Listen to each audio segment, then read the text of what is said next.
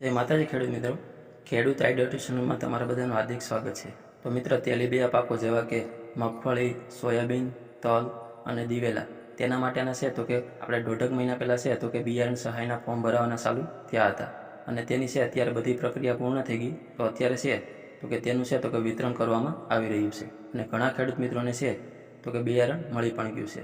અને જે અત્યારે બિયારણ વિતરણ કરવામાં આવે છે આ કયા ડોક્યુમેન્ટની જરૂર પડે તેની વાત કરીએ તો તેમાં છે તો કે 7, 12 અને 8ની નકલ, ત્યાર પછી આધાર કાર્ડ, બેંક પાસબુક અને ત્યાર પછી છે તો કે આપણે જે ફોર્મ ભર્યું હોય તેની પ્રિન્ટ, અને જો તમે સંયુક્ત ખાતેદાર હોય તો તમે જે પ્રિન્ટ ડાઉનલોડ કરશો તેમાં છે તો કે સંયુક્ત ખાતેદારના નામ અને સહી લેવાની હોય છે।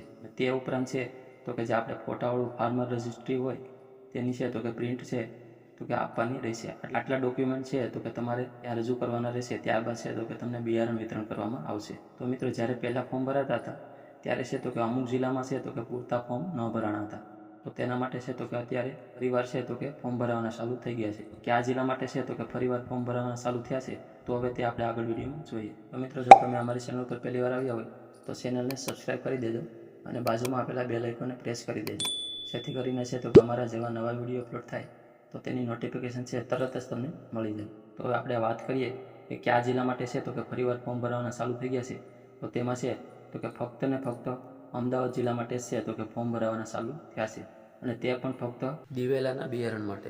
જો તમે અમદાવાદ જિલ્લામાં આવતા હોય અને તમે છે તો કે ફોર્મ ભરવાનું ભૂલી ગયા હોય તો તમે છે તો કે અત્યારે દિવેલાના બિયારણ માટેનું ફોર્મ ભરી શકશો। તો અમદાવાદ જિલ્લાના ખેડૂતો છે અને જે તે બાકી હોય તો તે છે તો કે આ યોજનાનો લાભ લઈ શકશે।